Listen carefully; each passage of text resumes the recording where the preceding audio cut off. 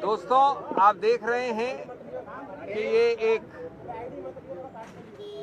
बहुपार्टी delegation जिसमें मेरे सब वरिष्ठ कॉलीग्स यहाँ खड़े हैं अलग अलग विभिन्न पार्टियों से। ये तीसरी बार इस चुनाव में मल्टी पार्टी डेलीगेशन गया है चुनाव आयोग। आज हमने 2-3 मुद्दे स्पष्ट रखे उनके सामने। उन्होंने हमें कम समय में समय दिया, इसके लिए हम धन्यवाद करते हैं उनका। सबसे महत्वपूर्ण और अहम मुद्दा ये है कि पोस्टल बैलेट्स ये एक जानी मानी प्रक्रिया है कि चुनाव के परिणाम को एक तरफ से दूसरी तरफ ले जा सकती है। कई बार ऐसा हुआ है कि सभी पार्टियों के बीच में जो फर्क है वोट्स का वो x है, लेकिन पोस्टल बैलेट्स 2x या 3x होते हैं। यानी पोस्टल बैलेट्स निर्णायक सिद्ध होते हैं परिणाम के मामले में।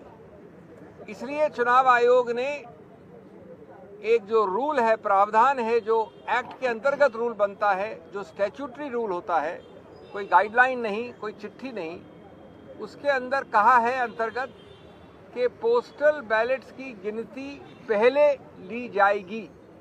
यानी ईवीएम की गिनती के पहले पोस्टल बैलेट्स की गिनती ली जाएगी। ये रूल 54A में लिखा है स्पष्ट रूप से। इस बात को कई बार अलग अलग रूप से चिट्ठियों द्वारा और गाइडलाइंस द्वारा चुनाव आयोग ने दोहराया है।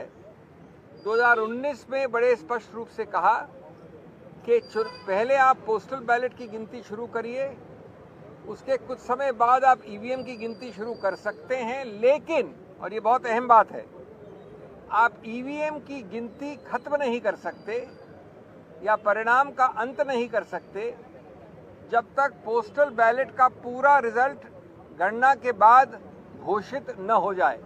यानी पोस्टल बैलेट की गणना के बाद उसका परिणाम पहले घोषित करना अनिवार्य है। और अगर आप अंत तक पहुंच गए हैं ईवीएम में तो उसको रोकिए जब तक पोस्टल बैलेट का आप परिणाम घोषित न करें। इसके बावजूद, और ये हमारी याचिका है, ये हमारी कंप्लेंट थी आज चुनाव आयोग से, चुनाव आयोग ने गाइडलाइंस द्वारा इस स्टैट्यूटरी रूल नियम को बदला है। वो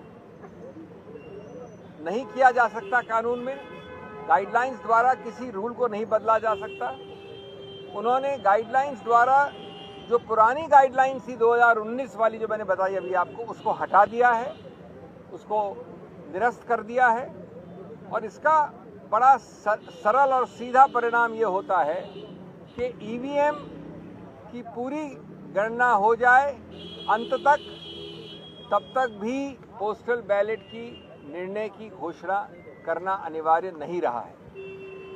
अब हमारे को पता है कि कई बार ऐसा हुआ है कि पोस्टल बैलेट के आधार पर निर्णय उत्तर से दक्षिण हो गया है, पूर्व से पश्चिम हो गया है। इसीलिए ये प्रावधान बनाया गया था, यही इसका औचित्य है।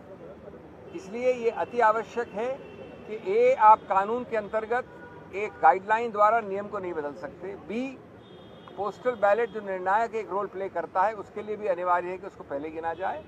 और तीसरा कि एक लेवल प्लेइंग फील्ड के लिए, गणतंत्र के लिए, स्वतंत्र चुनाव के लिए, जो कि संविधान के मूल तत्वों का एक अभिन्न अंग माना गया है, ये आवश्यक है कि जो पुराना रूल था उसी को फॉलो किया जाए, जो प्रावधान अभी भी है उसी को रूल किया जाए।